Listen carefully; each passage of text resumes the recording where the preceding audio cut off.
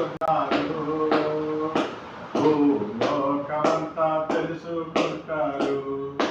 రవి కోటి తేజుడు, రమ్యమైన దేవుడు, రాజుగా వచ్చుచున్నారు. యేసు రాజుగా వచ్చుచున్నారు, భూలోకమంతా తెలుసుకుంటారు. మమ్మల్ని మిక్కులుగా ప్రేమించారు మా పరలోకపు తండ్రి. నిన్న సాయంకాలం ఘనముగా ఆరాధన జరిగించారు. ఇప్పుడు కూడా ఉదయకాలమున ఈ సభాధ్యానమున ఆయన ఆదిని నడిపించమని మీ పాదములు పట్టుకుంటూ వేడుకుంటూ నడిపించమని వేడుకుంటున్నాను తండ్రి. ఆమేన్. హల్లెలూయా. దేవుడికి మహిమ కలుగును గాక. యేసుక్రీస్తు నామమున మీ అందరికీ శుభాభివందనములు తెలియజేయుచున్నాను. హల్లెలూయా. ఈ దినము వాక్యము 1 పేతురు 2వ అధ్యాయము 3వ వచనము. బైబిల్లోని అసలు బైబిల్ ఎందుకు, బైబిల్లో ముఖ్యాంశములు ఏమిటి అంటే, బైబిల్ ఏమి చెప్తా ఉంది, బైబిల్ మనకి ఏం నేర్పుతా ఉంది అంటే, మనము పిల్లలుగా ఉన్నప్పుడు పాల వంటి వారము, అనుభవం గలవారం అనుకోండి బలమైన ఆహారము తీసుకున్న వారము, బలహీనులు అనుకోండి వారికి తేనె అవసరము. అట్లాగే ఆధ్యాత్మిక జీవితంలో వెనకబడిపోయిన వారికి ఏం కావాలంటే అగ్రి కావాలి. తర్వాత వారు మరి కఠిన హృదయులైతే వారికి శుద్ధి కావాలి అని చెప్తా ఉంది. ఇంకా చివరిగా మరి అతిక్రమాలను దిద్దేది ఒక అర్థముగా ఉంది బైబిల్.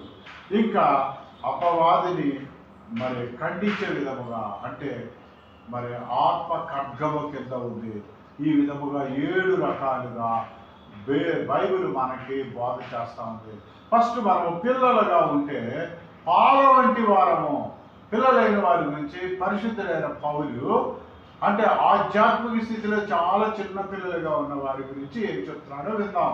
1 పేతురు 2వ అధ్యాయము 3వ వచనం. 1 పేతురు 2వ అధ్యాయం 3వ వచనం.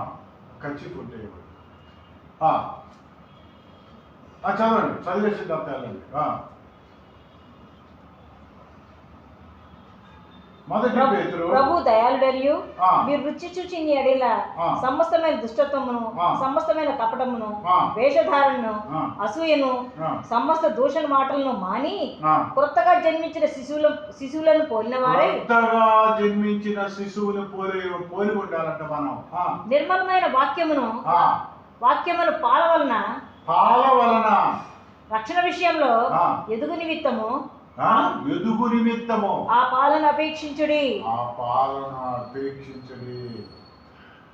తీసుకోండి. హల్లెలూయా. దేవునికి మహిమ కలుగును గాక.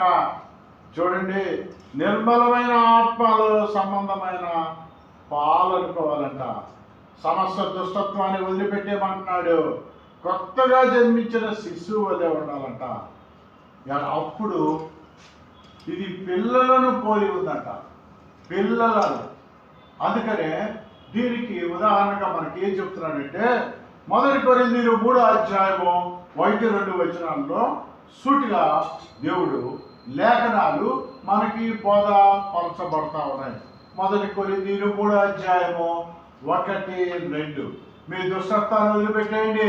మీ కామకళ, మీ లోకంలో మీరు ఆచరిస్తున్న మీ మనస్తత్వాలు, మీ యొక్క కార్యక్రమాలన్నీ విడిచిపెట్టి పసిపిల్లలు పోలి ఉండాలంట.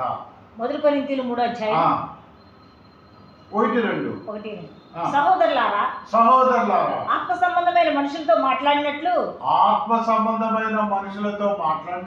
నేను మీతో మాట్లాడలేకపోతిని. శరీర సంబంధులైన మనుషులే అనియు, క్రీస్తునందు పసిపిట్టలే అనియు, పసిపిట్టలు చూసారా, పిల్లల్ని పోలి ఉన్నారంట. మీతో మాట్లాడవలసి వచ్చాను. అప్పటిలో మీకు బలం చాలకపోయినందున పాలతోనే మిమ్మల్ని పెంచితిని కానీ. చాలు. ఇప్పుడు ఇదేంటంటే పసిపిల్లలకు సంబంధించి. ఇప్పుడు సపోజ్ ఆధ్యాత్మికంగా మారుమనసు పొందాడు, యేసుప్రభుని నమ్ముకున్నాడు, యేసుప్రభుని విశ్వసించాడు, యేసుప్రభులో బలంగా ఎదిగాడు. ఇంకా పాలు తాగే స్థితి నుంచి నెక్స్ట్ అన్నం తినే స్థితికి వెళ్ళాలి. అంటే అనుభవం గలవారిగా ఉన్నారు. వీళ్ళకి ఏం చెప్తున్నాడు? ఇదే హెబ్రీయులకు రాసిన పత్రిక ఏమండి 5వ అధ్యాయము 12వ వచనం. 1-2 వచనాలు. హెబ్రీయులకు రాసిన పత్రిక 5వ అధ్యాయము 12వ వచనం, 12-13. కాలమును బట్టి చూచితే, కాలమును బట్టి చూస్తే మీరు బోధకులుగా ఉండవలసిన వారై ఉండగా. బోధకులుగా ఉండాలి. అరే బాబు, చర్చికి వచ్చి 10 ఏళ్ళు అవుతుంది, 20 ఏళ్ళు అవుతుంది, మీరు ఇంకా వింటున్నారేంటి? మీరు ఏమి నేర్చుకుంటున్నారు? దేవుడి దగ్గర నుంచి, బైబిల్ నుంచి ఏమి నేర్చుకుంటున్నారు? మీరు అనేకులకి చెప్పాల్సింది, అనేక మందిని దేవుడి బిడ్డలుగా మార్చాల్సింది, అనేక ఆత్మల భారం కలిగి ఉండాల్సింది. మీరు ఇంకా పాలు తాగే స్థితిలో ఉన్నారేంటి? ఇప్పుడు పౌలు అంటున్నాడు, కాలమును బట్టి చూస్తే మీరు బోధకులుగా ఉండవలసిన వారై ఉండగా. బోధకులుగా ఉండవలసిన వారిగా ఉన్నారు. దేవోక్తులలో మొదటి మూల పాఠములను ఒకడు మీకు మరలా బోధించవలసి వచ్చి. మొట్టమొదటి నుంచి నీకు చెప్పాలి. మోషే కూడా అప్పుడు అంటాడు, ఆదికాండం, సంఖ్యాకాండం, లేవియకాండం, నిర్గమకాండం, ద్వితీయోపదేశకాండం, ఈ కాండాలన్నింటిలోని ధర్మశాస్త్రం అంటారు. ఫస్ట్ ఆయన నిర్గమకాండంలో, సంఖ్యాకాండంలో చెప్తాడు దేవుడు ఆజ్ఞలు, కట్టళ్ళు, విధులు. కానీ వారు మళ్ళా మర్చిపోతారు. అందుకనే ద్వితీయోపదేశకాండం మరలా దేవుడు ఏం కోరుకుంటాడు, దేవుడు ప్రజల నుంచి ఏమి చెప్పదలుచుకున్నాడు, అవన్నీ కూడా మళ్ళా ద్వితీయోపదేశం మళ్ళా బోధ చేస్తాడు మోషే. ఇక్కడ కూడా మీరు మొట్టమొదటి మూల పాఠాలు చెప్పాల్సి వస్తుంది. అన్నట్టుగా బైబిల్లో మొట్టమొదటి చెప్పాల్సి వస్తుంది. మీరు పాలు తాగే స్థితిలో ఉన్నారు, మీరు ఎప్పుడు అన్నం తింటారు, మీరు ఎప్పుడు మాంసం తింటారు, బలమైన ఆహారం ఎప్పుడు తింటారు. పిల్లలుగా ఉండకూడదు, అనుభవం కలిగిన వారుగా ఉండాలి అంటున్నాడు. హెబ్రీయులు 5:12 చదవండి. కాలమును బట్టి చూచితే మీరు బోధకులుగా ఉండవలసిన వారై ఉండగా. దేవోక్తులలో మొదటి మూల పాఠములను ఒకడు మీకు మరలా బోధించవలసి వచ్చాను. మీరు పాలు త్రాగవలసిన వారే గాని బలమైన ఆహారం తినగలవారు కారు. మరియు పాలు త్రాగు ప్రతివాడును శిశువే కనుక నీతి వాక్యములలో అనుభవం లేని వాడై ఉన్నాడు. కనుక పసిపిల్లలేమో పాలు తాగుతారు, బలమైన ఆహారం తీసుకునే వాళ్ళు ఎవరంటే అనుభవం కలిగిన వారు. యేసుక్రీస్తు ప్రభువులో అనేక సంవత్సరాలు, అనేక అద్భుతాలు చూసి, అనేక శ్రమలు, అనేక కష్టాలు, వేదన గుండా వెళ్ళి అనుభవం, వాళ్ళు కూడా ఇంకా బోధకులుగా కాకుండా ఇంకా పాలు తాగే స్థితిలో ఉన్నారంట. పౌలు బాధపడతా ఉన్నాడు. ఇంకొంతమంది ఇంకా బలహీనులు అయిపోతారు. వాళ్ళు అనుకున్నది రాలేదనుకోండి, వాళ్ళ అప్పులు తీరలేదనుకోండి, వాళ్ళు ఇల్లు కట్టాలనుకుంటారు, 30 ఏళ్ళు అవుతుంది, ఇల్లు కొనరు. ఆ అమ్మాయి పెళ్ళి అవ్వదు, 30 ఏళ్ళు అవుతుంది, పెళ్ళి అవ్వదు. వాడు వెనక్కి వెళ్ళిపోతాడు, బలహీనం అయిపోతాడు. విశ్వాసంలో బలహీనం అయిపోతాడు. ఏమంటే నమ్మకంలో బలహీనం అయిపోతాడు. దేవుడి మీద ఆధారపడ్డు, మనుషుల మీద ఆధారపడతాడు. సౌలు రాజు మరి దేవుడేమో పట్టించుకోవట్లేదు, నా యొక్క గురువు గారైనటువంటి సమయం చచ్చిపోయాడు అని సోది చెప్పే వాళ్ళ దగ్గరికి వెళ్ళాడు. సౌలు మనుషుల మీద ఆధారపడ్డాడు. సోదిగాండ్రులు, జ్యోతిష్కులు, వారి మీద మనుషులు ఇప్పటికొచ్చి ఆధారపడతా ఉన్నారు. వారు అనుకున్న జరగకపోతే, అన్ని బాగుంటే దేవుడు బాగున్నాడు. స్తోత్రం చెల్లింతుము, స్తుతి స్తోత్రం చెల్లింతుము, యేసునాథుని మేలులు తలచి. ఆయన ఏం మేలు చేశాడో అవి తలంచుకుంటూ స్తోత్రం. ఏదైనా పని జరగలేదనుకోండి, ఇవి చూసుకో, ఈ లోకం అయిపోతారు. వాస్తు బాగోలేదు, మా ఇంటికి ఫలానా నా జాతకం బాగోలేదు, నక్షత్రాలు బాగోలేదు, నేను వాళ్ళ పొద్దున ఎవడ మోహం చూశాను, ఇలా జరిగింది. నువ్వు బలహీనం అయిపోతా ఉన్నావు. 3వ కేటగిరీ బలహీనం. బైబిల్ ఏం చెప్తా ఉందంటే, నువ్వు పిల్లవాడిగా ఉన్నావా, పాలు తాగే స్థితిలో ఉన్నావా, నీ ఆధ్యాత్మిక స్థితిలో బలంగా ఉన్నావా, లేకపోతే బలహీనముగా ఉన్నావా? బలహీనముగా ఉంటే దేవుడు చెప్తా ఉన్నాడు కీర్తనలో 19వ అధ్యాయం 10వ వచనం. కీర్తనలు 19వ అధ్యాయం 10వ వచనం. కీర్తనలు 19వ అధ్యాయం 10వ వచనం. అవి బంగారు కంటెను, విస్తారమైన మేలు బంగారు కంటెను కోరదగినవి, తేనె కంటెను, జుట్టు తేనె ధారల కంటెను మధురమైనవి. తేనె కంటెను, జుట్టు తేనె ధారల కంటెను మధురమైనవంట. అంటే ఏంటో తెలుసా? ఆత్మీయంగా బలహీనముగా ఉన్నవాడికి ఏం చెప్పాలి తెలుసా? తేనె పట్టాలి. తేనె పడితే జుంటు తేనె దారుల కన్నా మధురమైనది యేసునామము. అప్పుడు వాడికి యేసు అంటే ఏంటో అర్థమవుతుంది. వాడికి తేనె పట్టాలి. బాగా వీక్గా ఉంటే మంత్ర సత్యనారాయణ గారు ఏం చెప్తారు తెలుసా? తేనె తాగమంటాడు. రోజు 2 చెంచాలు తేనె, ఖర్జూరకాయలు, పచ్చి ఖర్జూరకాయలు ఒక 4 ఖర్జూరకాయలు తినమంటాడు. ఇన్స్టెంట్ ఒక ఇది వస్తుందట, పవర్ వస్తుందట, శక్తి ప్రొడ్యూస్ అవుతుందట బాడీలో, ఆ గ్లూకోజ్లో కలిసిపోద్దంట. ఆయన చెప్తా ఉంటాడు, ఎందుకంటే ఆయన డాక్టరు. హల్లెలూయా. మన బైబిల్ పరమ వైద్యుడు. ఈ డాక్టర్లందరికీ డాక్టర్ పరమ వైద్యుడు ఏం చెప్తున్నా అంటే, నువ్వు ఆధ్యాత్మికంగా బలహీనం ఉన్నావంటే తేనెడు పోలినట్టుగా ఉన్నారట. చదవండి 19:10, 119, 103 కీర్తనలో 119, 103.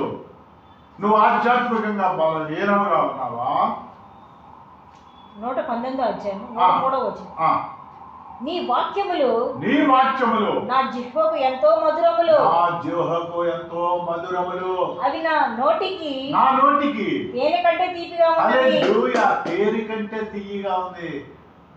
డాక్టర్లు చెప్తారు నువ్వు తేనె తాగితే శక్తి వస్తుంది. కాదు, దేవుడి వాక్యము శక్తి. దేవుడి వాక్యము బలహీనముగా ఉన్న వారికి బలమును చేకూరుస్తుంది.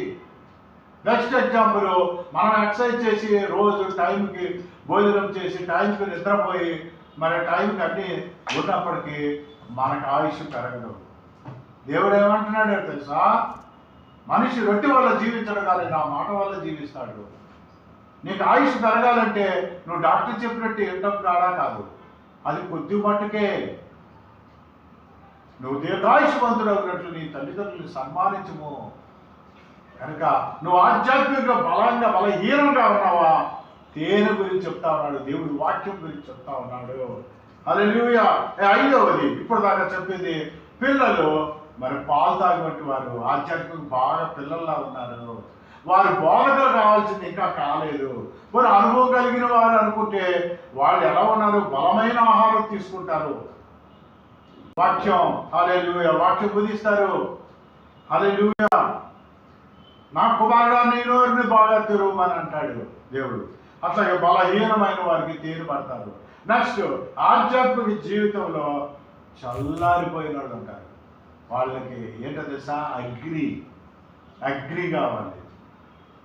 అగ్ని ఆధ్యాత్మిక. కొంతమంది కఠిన హృదయాలు ఉంటాయి, వాళ్ళకి ఏంటో శుద్ధి కావాలి. దేవుడి శుద్ధి వంటిది కాదా నా మాట అంటున్నాడు. ఇరిమియా రాసిన పత్రిక 23:29, ఇరిమియా గ్రంథము 23:29. ఇర్మియా గ్రంథము 23వ అధ్యాయం 29వ వచనం.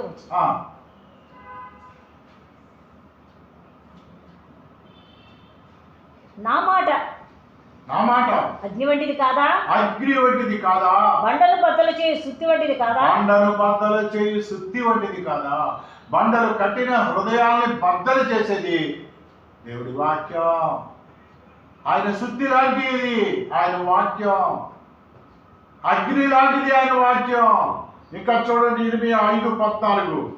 ఇదే ఇర్మియా 5:14 ఎంత సూటిగా మాట్లాడుతా ఉన్నాడు. ఇర్మియా 5వ అధ్యాయం 14వ వచనం. ఎంత స్పష్టంగా లేఖనాలు తెలియపరచబడుతున్నాయో. కావున సైన్యంలో అధిపతి దేవుడకు యెహోవా ఇలాగ సెలవిచ్చుచున్నాడు. ఎలా సెలవిస్తున్నాడండి? వారు ఈ మాటలు పలికినందున నా వాక్యములు వారిని కాల్చినట్లు అగ్నే కాల్చుద్ది. నీ నోట వాటిని అగ్నిగాను ఈ జనమును కట్టెలుగాను నేను చేసేదను. ఇదే యెహోవా వాక్కు. హల్లెలూయా. ఎంత గొప్ప మాటలు పలుకుతా ఉన్నాడండి. ఇంకొకటి చూడండి, ఇర్మియా 20:9. అదే ఇర్మియా 20:9. ఇర్మియా 20వ అధ్యాయం 9వ వచనం. ఆయన పేరు నేను ఎత్తను, ఆయన నామమును బట్టి ప్రకటింపను అని నేను అనుకుంటున్నా, అది నా హృదయంలో అగ్ని వలె మండుచు నా ఎముకల్లోనే మూయబడినట్లు ఉన్నది. నేను యోర్చి విసిగి ఉన్నాను, చెప్పక మానలేదు. కనుక మనకు అర్థమవుతుంది ఏంటంటే, ఇంకొద్దిగా బలహీనముగా ఉన్న వారికి ఆధ్యాత్మికంగా కఠినముగా హృదయాన్ని కఠినం చేసుకున్న వారికి ఇంకొక వాక్యము సూటిగా లూకా సువార్త 3వ అధ్యాయం 17వ వచనం మనం చదివినట్లుగా అయితే లేఖనాలు ఏం చెప్తారో చూడండి. లూకా సువార్త 3వ అధ్యాయము 17వ వచనము. ఆధ్యాత్మికంగా కఠినముగా ఉన్నవారు, బలహీనముగా ఉన్నవారు. లూకాసు వార్త 3వ అధ్యాయం 17వ వచనము. లూకాసు వార్త 3వ అధ్యాయం 17వ వచనం. వీళ్ళు ఏం చేస్తారు? హృదయం కఠినపరచుకొని ఏముంది, ఆ చేతబడులు చేసేవాడి దగ్గరికి వెళ్ళి ఒక అంతరం తీసుకొచ్చి ఇంట్లో కడతా, మాకు జ్యోతిష్కుడి దగ్గరికి వెళ్తా. చెప్పండి, చదవండి. లూకాసు వార్త 3వ అధ్యాయం 17వ వచనం. ఆయన చేట ఆయన చేతిలో ఉన్నది, ఆయన చాట ఆయన చేతిలో ఉన్నది.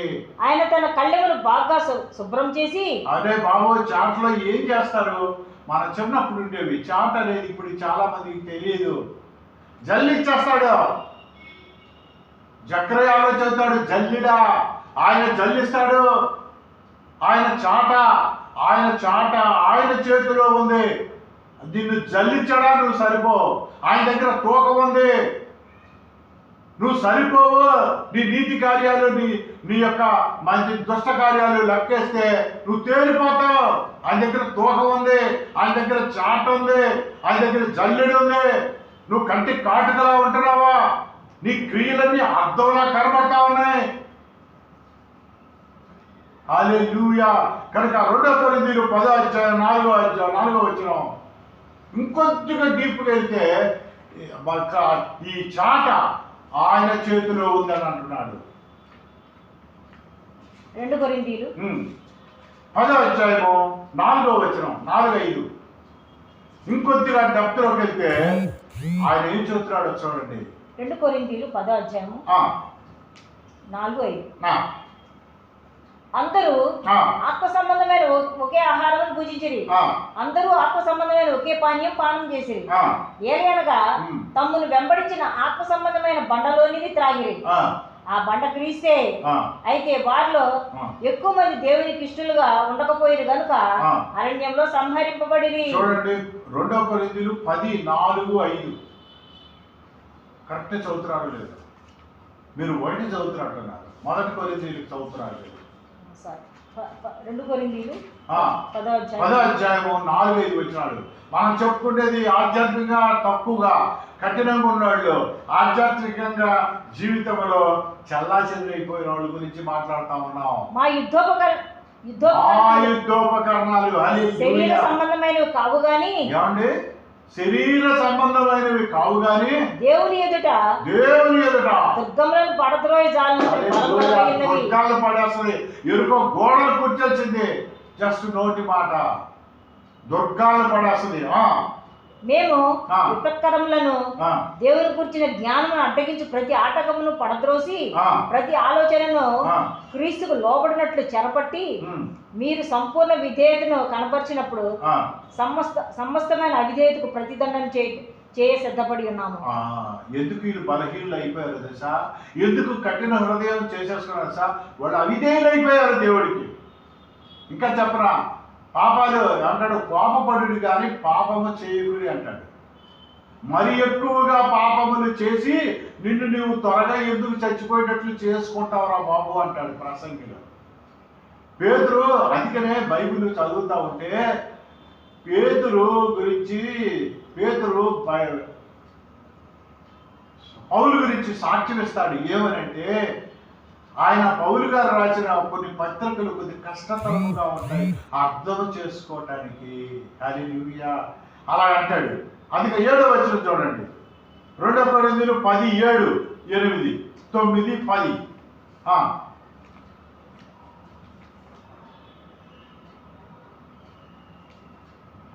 పడద్రోయుటకు కాక మిమ్మల్ని కట్టుటకే ప్రభువు. హల్లెలూయా.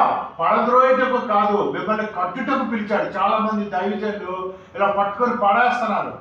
కాదు, పడిపోయిన వాళ్ళని లేపేవాడు దేవుడు. ఇప్పుడు క్లియర్గా చెబుతుంది వాక్యం, నీ చెప్పట్లా. ఏమంటున్నాడు? పడద్రోయుటకు కాక మిమ్మల్ని కట్టుటకే ప్రభు మాకు అనుగ్రహించిన అధికారం గురించి. అది దేవుడు ఇచ్చిన అధికారం ఏంటి సా? పడదోయటానికి కాదు, నుంచుని పడేయటానికి కాదు, పడిపోయిన వాళ్ళని నుంచోబెట్టడానికి దేవుడు అధికారం. అని ఇప్పుడు చెబుతున్నాడు. ఎక్కడ రాసుకోండి, మీరు ఎవరైనా చూస్తున్న బైబిల్ ఎవరైనా చదువుతుంటే తర్వాత వింటున్నారు చాలామంది యూట్యూబ్ ఫేస్బుక్లో తర్వాత చూస్తున్నారు. 2 కొరింథీయులు 10వ అధ్యాయము 8-9 వచనాల్లో ఉంటుంది. పడిపోయిన వాళ్ళని తిరిగి కట్టడానికి, ఆధ్యాత్మికంగా పడిపోయిన తిరిగి కట్టడం బాబు అంటే నుంచోబెట్టి ఇలా పట్టుకొని పడేస్తున్నారు. ఆడి ముందే చెబుతారు. ఎందుకంటే ఆడనే మీ దగ్గర వచ్చి వెనక నుంచోండి అంటాడు ఒక పాస్టర్.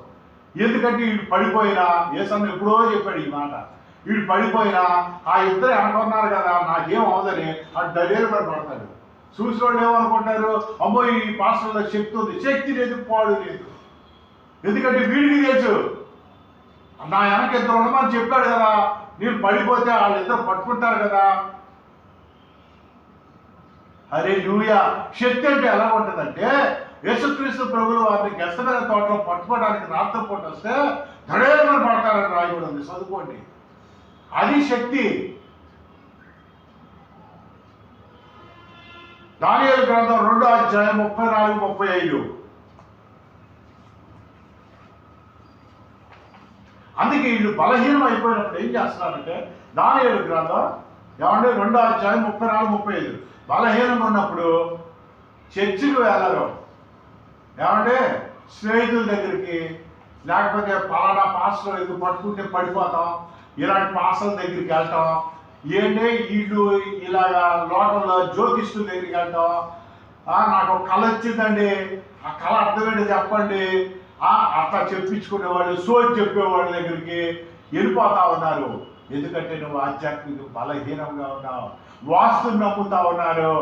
అందుకే నువ్వు బైబిల్ చెప్తా ఉంది జాగ్రత్త. దానియేలు గ్రంథం 2వ అధ్యాయం 34-35. మరియు చేతి సహాయం లేక తీయబడిన ఒక రాయి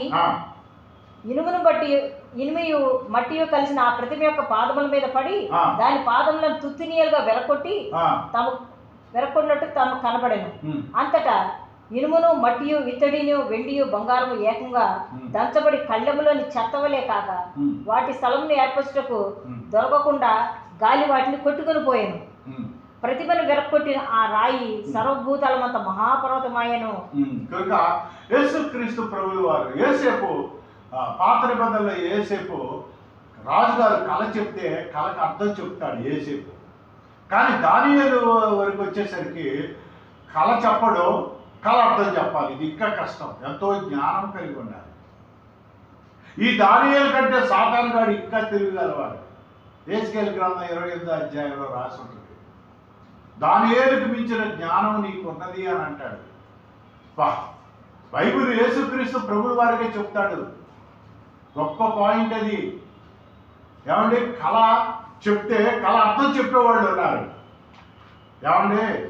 కళ చెప్పం, కళ అర్థం చెప్పాలి. నువ్వేం కలగన్నావో చెప్పాలి రాజుగారు, మళ్ళా దాని అర్థం కూడా చెప్పాలి. అది దానియేలుకి పరీక్ష. చెప్తాడు దానియేలు దేవుడి శక్తి ద్వారా, దేవుడి ఇచ్చిన వరం ద్వారా. కానీ ఈ దానియేలు కంటే గొప్పోడట సాతాను గాడు. యెహెజ్కేలు 28 చూడండి, 2వ వచనం అనుకుంటా, 3వ వచనం. నేను ఒక దేవతనైనట్టు సముద్రం మధ్య నేను ఆసీనుడై ఉన్నానని నీవు అనుకుంటున్నావు. ఆ సముద్రం మధ్య ఆసీనుడై ఉన్నాడంటే బలమైన ఎవడు?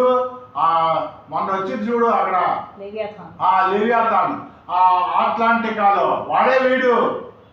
అది లెక్క. అలాంటి జీవి దాన్ని సృష్టించిన వాడు దేవుడే, దాన్ని సృష్టించిన వాడు దేవుడే. నీవు దేవుడి వైపు కాక మానవుడి వైండి దేవునికి తగినంత అభిప్రాయం కలిగి ఉన్నావు. నీవు దానియేలు కంటే జ్ఞానవంతుడవు. నీవు దానియేలు కంటే జ్ఞానవంతుడవు. దేవుడే సాక్షి చేస్తున్నాడు. నీకు మర్మమైనది ఏదీ లేదు, నీకు మర్మమైనది ఏదీ లేదు. యేసు ప్రభువు అంటాడు, ఈ గోడ నుంచి దూకు, పడిపో, దేవదూతలు వచ్చి రక్షించుకుంటాయి కదా అని సామెతల్లో రాసింది కదా. కీర్తనలో 91వ అధ్యాయం 10-11లో రాసింది కదా. దానికి బైబిల్ బాగా తెలుసు సాతానికి. హల్లెలూయా. నెక్స్ట్ అంటే ఇప్పుడు దాకా పాల వంటి వారము. బైబిల్ ఏం చెప్తుందంటే పాలు తాగే వంటి వారు. పిల్లలు అంటే పాలు తాగేటి వారు. అనుభవం అంటే ఆహారం, ఆధ్యాత్మిక బాగా అనుభవం కలిగిన వారికి ఆహారం తినేవారు, బలమైన ఆహారం తినేవారు. బలహీనులు అంటే వారు తేరు పట్టాలి. బలహీనులకు ఆధ్యాత్మికంగా అట్లాగే ఆధ్యాత్మిక జీవితంలో చల్లారిపోయిన వాడికి అగ్నితో పోల్చాడు. తర్వాత కఠిన హృదయులకి నా వాక్యము శుద్ధి వంటిది కాదా అని అంటున్నాడు. ఇంకా ఇక్కడ చూడండి ఇర్మియా మరి 14వ అధ్యాయం 14-15 ఇంకొద్దిగా చదువుకుందాం మనం. ఇర్మియా 14:14. ఇర్మియా 14:14. యెహోవా నాతో ఇట్లా నేను ప్రవక్తలు నా నామమును బట్టి అబద్ధములు ప్రకటించుచున్నారు. చూసారా, ప్రవక్తలు అంట అబద్ధాలు ప్రకటిస్తున్నారంట. నేను వారిని పంపలేదు. మీరు వారిని పంపలా. కొంతమంది జ్వరబడిపోయారు. నేను 100 సార్లు చెప్తున్నా, 1,00,000 సార్లు చెప్తున్నా. సేవలో జ్వరబడిపోయారు. సేవలో జ్వరబడిపోయి ₹1,00,00,000, 2 కోట్లు, 80 లక్షలు, 50 లక్షలు వాడు వచ్చినప్పుడు సైకిల్ వేసుకొని వచ్చారు. విజయవాడ వచ్చినప్పుడు 3,500తో వచ్చాడు ఒక పాస్టర్. ఇప్పుడు వాడికి 30 కోట్లు ఆస్తుంది జస్ట్ 8 ఏళ్లలో. ఎక్కడి నుంచి వచ్చింది? జ్వరబడిపోయారు ఈ సేవకులు. ఇక్కడ నా దగ్గరికి వచ్చేది పెట్టుకొని ఇలా నిల్చున్నారు. మీరు పరిచయం అవడం మా పూర్వజన్మ సుకృతం అండి అన్నారు. వీళ్ళు జ్వరబడిపోయారు లోకంలోకి, సేవలోకి. వాళ్ళ గురించి ఏం చెబుతున్నాడో చూడండి, చదవండి. అది ఇర్మియా 14:14. నేను వారిని పంపలేదు, వారికి ఆజ్ఞ లేదు. నేను వారిని పంపలేదు, వారికి ఆజ్ఞ లేదు. మరి వాళ్ళు ఎలా డబ్బులు సంపాదించారా అంటే దేవుడు నామాన్ని వాడుకుంటున్నారు వాళ్ళు. నేను వారికి ఆజ్ఞ ఇవ్వలేదు, వారితో మాట్లాడలేదు. వారు అసత్య దర్శనమును, శకునమును, మాయమంత్రములను, హృదయమును పుట్టిన వచనమును ప్రకటన చేయొచ్చు. వాళ్ళకి మనసులో పుట్టింది వాళ్ళు ప్రకటిస్తారు. కావున నేను వారిని పంపకపోయినను నా నామమును బట్టి ఖడ్గమైనను క్షామమైనను ఈ దేశంలోకి రాదని చెప్పుచు అబద్ధ ప్రవచనములు ప్రకటించుచు ఉన్న ప్రవక్తలను గూర్చి యెహోవా ఇలాగ సెలవిచ్చుచున్నాడు. ఆ ప్రవక్తలు ఖడ్గమును క్షామం వల్ల లయమగుదురు. చూసారా, ఆ ప్రవక్తలు ఖడ్గము వల్ల క్షామం వల్ల అంటే కరువు వచ్చేస్తుంది. ఫస్ట్ బాగా ఉంటుంది, తర్వాత వాళ్ళకి కరువు క్షామము వస్తుంది, లైమైపోతారు. ఇర్మియా 14:15 చెప్తా ఉన్నాడు. Be careful. దేవుడు నామము వెక్కిరించబడదు. నా కుమారుడా, నువ్వు ఏది విత్తుతావో అదే కోస్తావు. చివరగా అక్రమాలు దిద్దుతాడు. బైబిలు అద్దము లాంటిది. నన్ను ఎవరు చూడట్లేదులే, నేను అమెరికా వెళ్ళిపోయా, ఆస్ట్రేలియా వెళ్ళిపోయా, లండన్ వెళ్ళిపోయా, నన్ను ఎవరు చూడట్లేదులే, నేను చేసే పని ఎవరు చూడట్లేదు, గదిలో చేస్తున్నాను కదా, నేను బ్లాక్ అద్దాలు వేసేసుకొని కారులో వెళ్ళిపోతున్నాను కదా, నన్ను ఎవడు చూడట్లేదు అనుకుంటాడు. అద్దము వంటి వాడు. బైబిల్ అద్దము లాంటిది, తేటగా కనబడతా ఉంటుంది. అద్దం ఎదురు చూస్తే నీ ఫేసు, నీ క్రియలు, నీ చేష్టలు. వాడు చచ్చిపోయాడట. బైబిల్ ఏమో చెప్తుందో తెలుసా? వాని క్రియలు వాని వెంట వచ్చిన ప్రకటన గ్రంథము. వాని క్రియలు వాని వెంట వచ్చిన, ఇది అర్థం. ఆయన దగ్గర చాట ఉంది, ఆయన చేతిలో చాట ఉంది, ఆయన దగ్గర జల్లెడు ఉంది, ఆయన దగ్గర తక్కెడ ఉంది, తూకం ఉంది. చూశాడా తేలిపోతావు. ఇప్పటికైనా దేవుడి దగ్గరికి రండి. ఇకనైనా దేవుడి దగ్గరికి రండి. యాకోబు 1:23. ఇకనైనా ఆయన దగ్గరికి రమ్మంటున్నాడు. యాకోబు కొత్త నిబంధనలో యాకోబు 1:23 మీరు 22 నుంచి అయితే బాగుంటుంది. యాకోబు 1:22 నుంచి చదవండి. 1:22. మీరు వినువారు మాత్రమే ఉండి మిమ్మల్ని మీరు మోసపుచ్చుకొనకుండా వాక్య ప్రకారం ప్రవర్తించే వారై ఉండి, ఎవరైనాను వాక్యమును వినువాడై ఉండి దాని ప్రకారం ప్రవర్తించే వాడైతే వాడు అర్థంలో తన సహజ ముఖమును చూసుకున్న మనిషిని పోలి ఉన్నాడు. నేను ఎన్నిసార్లు ఈ వాక్యం చెప్పాను, అది ఎవరికి తగలాలో వాళ్ళకి తగులుతా ఉంది. కానీ వాళ్ళు మార్పు లేని జీవితం. కుక్క తోక వంకర. కుక్క తన వాంతికి వెనక్కి తిరుగుతుందంట, దేవుడు ఏమన్నాడు? నాగలపై చెయ్యి వేసి వెనుదిరిగిన వాడు నా రాజ్యములకు వారసుడు కాడు. ఈ లోకం అంటే డబ్బు సంపాదించుకోవడం అనుకుంటున్నారు. ధనవంతుడు పరలోక రాజ్యము చేరుట అసంభవం. ప్రభు అంటాడు, అయ్యా వారు మరి ఎవడయ్యా? చాలా మంది ధనవంతులు ఉన్నారు యేసుప్రభుని నమ్ముకున్న వాళ్ళు. అంటే దేవుడికి సాధ్యమే. గర్విష్ఠులు కాక అన్యాక్రాంతముగా సంపాదించక ఉన్నవాడు. చాలా ఉంది. బైబిల్ చదువుకోవాలి, రోజు చదువుకోవాలి. చదవండి అలాగే 22, 23, 27 దాకా వెళ్ళండి. అక్రమములను దిద్దేది బైబిలు. మనం అక్రమంగా బతుకుతే అక్రమం చేయవల్ల నా ఎదురు నుంచి తొలగిపోండి. ఎవడైనా వాక్యం వినివాడై ఉండి దాని ప్రకారం ప్రవర్తింపని వాడైతే వాడు అద్దంలో తన ముఖమును చూసుకొని మనిషిని పోలి ఉన్నాడు. వాడు తను చూచుకొని అవతలికి పోయి తాను ఎట్టివాడో వెంటనే మర్చిపోవును కదా. అయితే స్వాతంత్రం ఇచ్చే సంపూర్ణ నియమములో తేరి చూచి నిలకడగా ఉండువాడు ఎవడో వాడు విని మరుచువాడుగా కాక క్రియ చేయువాడై ఉండి తన క్రియలో ధన్యుడగును. ఎవడైనను నోటికి కళ్ళెం పెట్టుకొనక తమ హృదయం మోసపరుచుకొనుచు భక్తి కలవాడనుకుని అలా వాడి భక్తి వ్యర్థమే. నువ్వెంత భక్తి చేసినా వ్యర్థమే. ఎవడైనా నోటికి కళ్ళెం పెట్టుకొనని ఎడల తన హృదయం మోసపరుచుకొని భక్తి కలవాడని అనుకునే ఎడల వాడి భక్తి వ్యర్థమే. తండ్రి అయిన దేవుని ఎదుట పవిత్రమును నిష్కళంకము అయిన భక్తి ఏదనగా దిక్కులేని. చూసారా అనాథలను బైబిల్ వాక్యం ప్రకటించమన్నారు, బైబిల్లో స్వార్థ ప్రకటించమన్నాడు. అంతేగాని అనాథాలు కట్టమని ఎక్కడ రాసుందిరా బాబు అన్నాడు ఆ పాస్టర్. చూడండి రా బాబు వాక్యాలు చదువుకోండి. యాకోబు 1 చదవండి 25, 26. ఇప్పుడు మీరు చదువుతుంది కంటిన్యూ చేయండి. దిక్కులేని అది ఎందుకు అసలు అదేంటో చదవాలి, ముందు నుంచి చదవండి. ఎవడైనా నోటి కళ్ళెం పెట్టుకొనక తమ హృదయం మోసపరుచుకొనుచు భక్తి గలవాడని అనుకునే అట్లా వాని భక్తి వ్యర్థమే. తండ్రి అయిన దేవుని ఎదుట పవిత్రమును నిష్కళంకమైన భక్తి ఏదనగా. చూసారా, భక్తి ఏదనగా పవిత్రమైనది నిష్కళంకమైన భక్తి ఏదనగా చెప్తున్నాడు. ఇప్పుడు దిక్కులేని పిల్లలను విధవరాండను వారి ఇబ్బందులు పరామర్శించు వారి ఇబ్బందులు పలకరించాలి. ఇహలోక మాలిన్యము తనకు అంటకుండా తను తాను కాపాడుకుంటే. ఇప్పుడు సపోజ్ అక్కడికి వెళ్ళామనుకో రంగు కడతారు. లోకం దారుణంగా ఉంది. చెల్లితో అయితే మార్కెట్కి రంగు కట్టే దినాలు వచ్చినాయి. యేసుప్రభుకి పెళ్ళైనవి అని సినిమాలు వచ్చినాయి. ఎంత అబద్ధికులు, లావిష్ లైఫ్ ఎదుటోడి ఇలా చూపించే వాళ్ళు ఎక్కువైపోయారు. సుఖానుభవానికి అలవాటు పడిపోయారు. ప్రేమ చల్లారిపోయింది. ఈ లోకమాలిన్యం అంటకుండా జాగ్రత్త పడండి. అది పడుతూ మీరు దిక్కులేని విధవరాలను అనాథులను ఆదరించండి.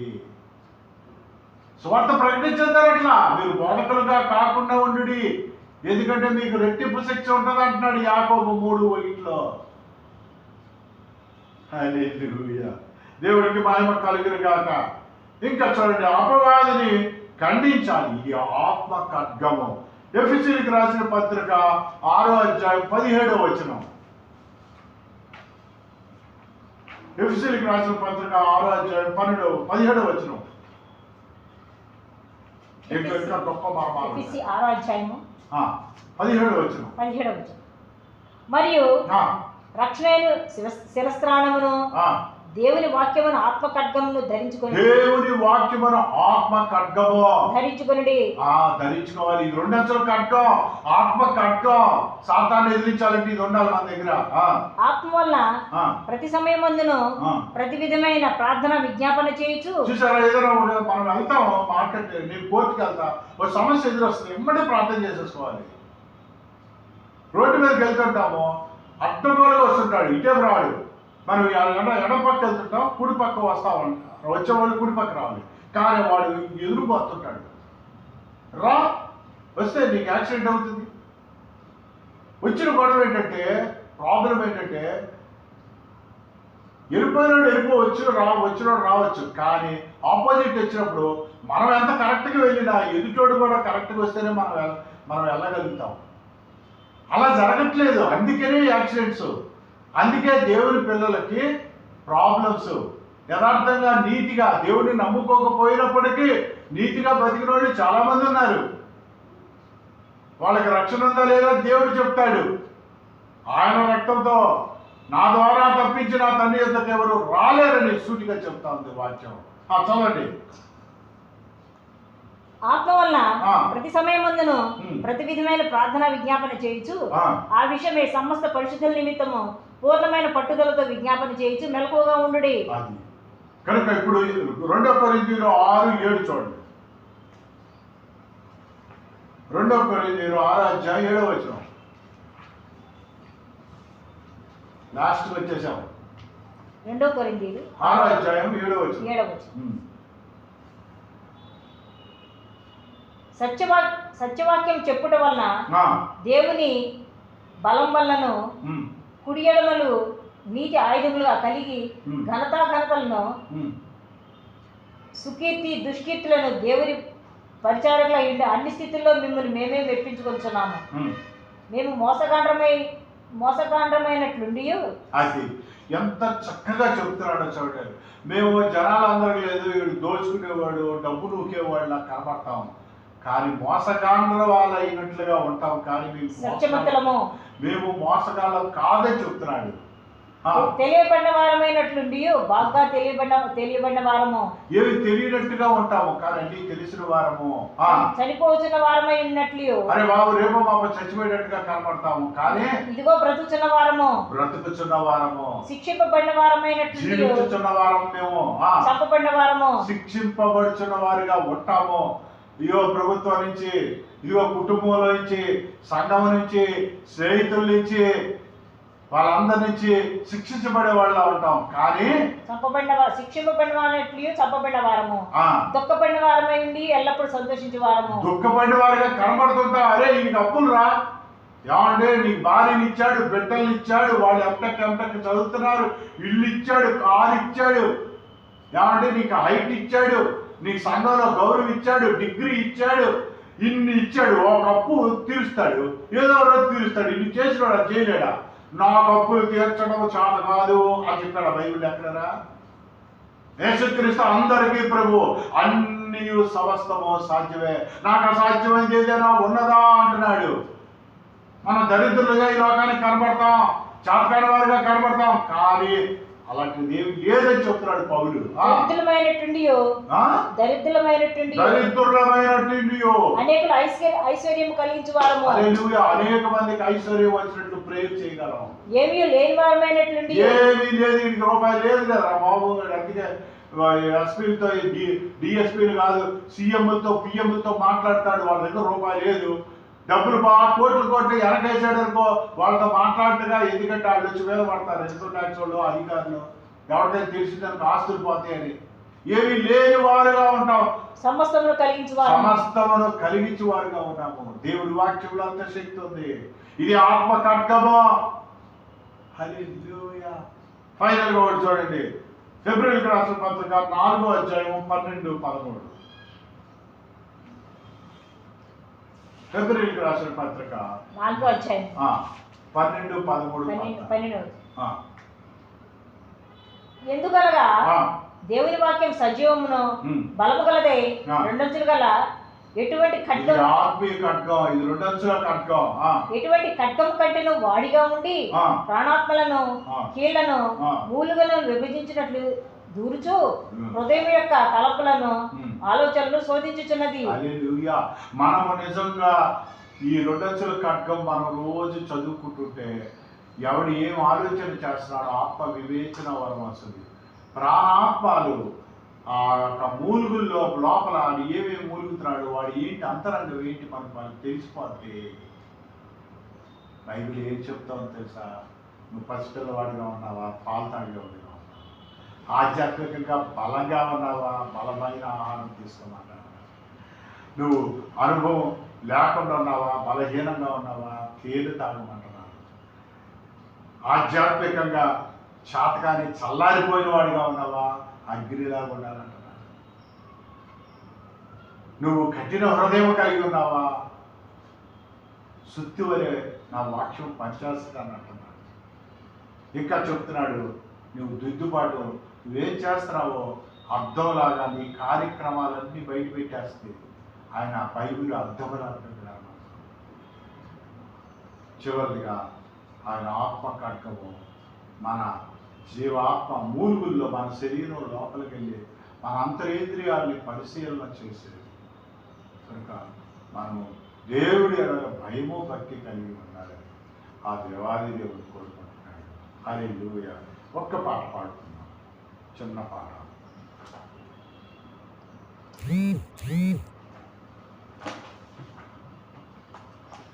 యేసు రాజుగా వచ్చుచున్నారు, భూలోకమంతా తెలుసుకుంటారు.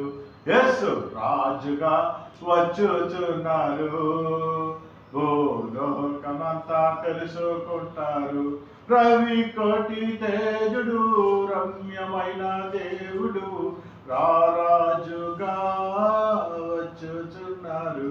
యేసు రాజుగా వచ్చుచున్నారు, భూలోకమంతా తెలుసుకుంటారు.